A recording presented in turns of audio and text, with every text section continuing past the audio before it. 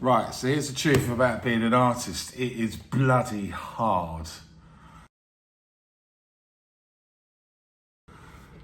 Honestly, it's tough, really tough. It's inconsistent, exhausting. Sometimes it feels like shouting into the void, but I'm still doing it. Why? Because I'm 51. I absolutely love it. I'm a plumber and I'm also trying to be a professional artist and to make it. So I thought it's time I sort of talked honestly about it. I haven't really found any videos online which are this honest about, being an artist, basically. So, the dream versus the reality. Everyone loves the idea of quitting their job to paint full time. But let me tell you, unless you've already got big buyers, a trust fund, a sponsor, your partner's rich, that dream can become quickly a nightmare for you. So my story. So I'm a plumber. I've done this for a number of years now, but I'm also an artist. I paint bold portraits, I teach life drawing. I show my work in a few galleries, but still the truth is, art doesn't pay the bills on its own. So this is why you need a side hustle or another job. Having another job doesn't mean you're not serious about your art. It means that you're serious about surviving. That second income funds your painting, your shows, your time. It gives you mindfulness. Pressure can kill creativity. If every canvas had to pay your rent, can you imagine the stresses that you'd put yourself under? Having another income gives your art space to breathe. Sure, you won't be spending as much time in it as you wish, but it still gives you that time to focus on when you've got the time. So what can you do? You don't have to be a plumber like me. You could have a normal job working Sainsbury's part-time. I would say just get a job where it's flexible as it can be. You can have other income streams. You could teach, you could use your art to paint murals, all sorts of things like that. But try and get a job which is really, really flexible or part-time, and in that way that will free you up to do other things. Oh, mentally it's such a grind. Sometimes you feel like you're on your own.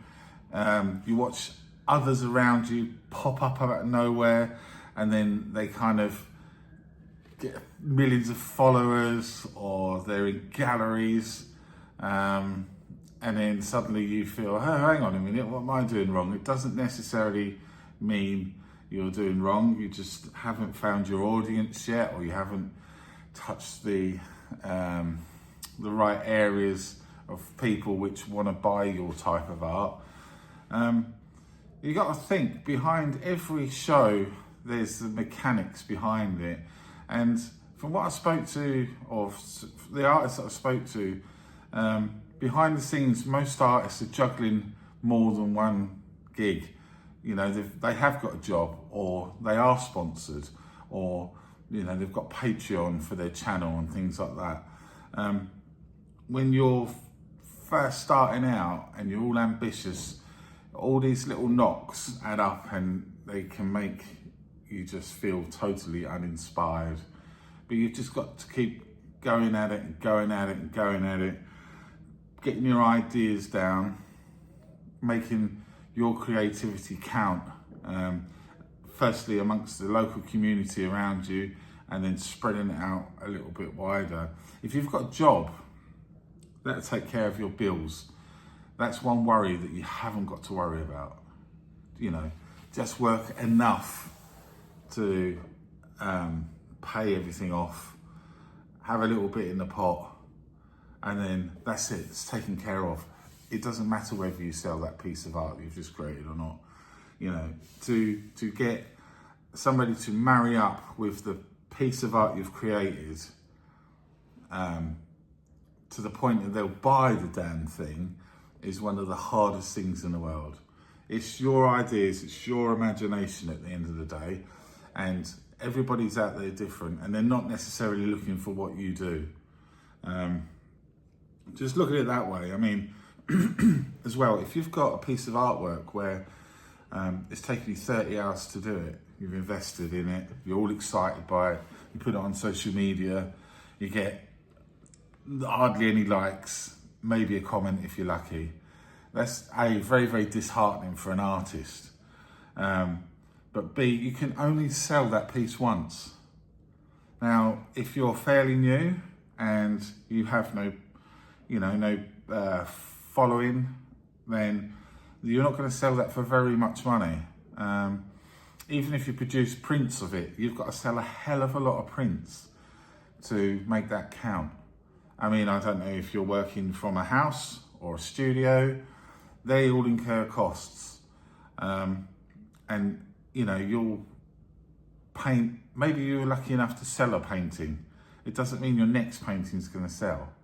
And that's the way you've got to look at it. It takes a lot to sell a piece of artwork in this day and age. There's a number of contributing factors. Either it's clever, or it's really current, or it just strikes a chord with people of the masses for one reason or another. Commercial artwork is easier to sell than personal artwork, I'd say, because obviously you're putting a lot more of yourself into it. And to say, if you haven't got that reach, then you're not going to sell. I mean, selling artwork is like fishing at the end of the day. You've got to have several rods out there. I'm sorry about fishing metaphor, by the way. You know, several rods in there, several hooks. And for everyone out there, which may reach 100 or 300 people, 1,000 people, you might get one bite out of it. But don't be disheartened. Just keep going. If you've got that second income, and this is the way I look at it. I am an artist and I plumb. I plumb to support my art world, and that's it. I'm not a plumber, although I am a self-trained. I'm a fully trained plumber.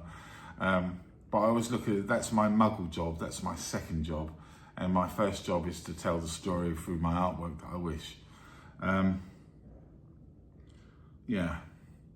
So, I mean, that's what you've got to look at it. You're not less of an artist because you have a job. You're more of one because you keep going, even when it's bloody hard. You just keep that beside you all the time. Just have that little bit of income coming in, so then that allows you to work on your main core subject, which is being an artist. And if you're one of the lucky ones, one day that will take off and you will fly. I always look at it this way. You know, you are the tree trunk, and every time you paint, those little branches go out, and those branches can connect one way or another with somebody that you've never spoken to. And that's the magic about art, because one day, one of those branches connect with the right person and then you can fly. I absolutely love that. It connects people. Forget this horrible world we're living in at the moment, where you've got print on demand, you've got IKEA, the range, all pumping out really cheap, large canvases, some pressed so they've got texture to them, which sit on walls in houses with no stories whatsoever, but they're visually impactful because they match the colour scheme. Forget all that, it's soul destroying. We need to get back to an era where people appreciate art for what it is, the fact that it's a one-off piece, it's unique, it's come from a real person. Because again, AI is starting to change the world again. And that's where we need more true art collectors. Yeah, everyone can own a Banksy for 20 quid now, print on their wall. Yeah, great, it's a Banksy. Oh yeah, I love that Banksy. But it's not really the same, is it? If you, as buying as a genuine piece of art, which is quite a shame.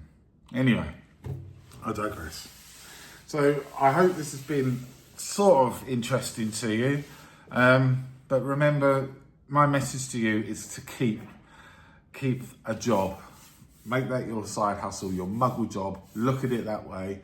And then if you're dedicated to shifting your art, getting your art out there, turning those electrons into something tangible, which everybody can see, then have that job which just about pays the bills. Yeah, and that'll free your mind up so then you can create. Anyway, I hope that's helpful. I've been Andy Downs, and I'll see you on the next one.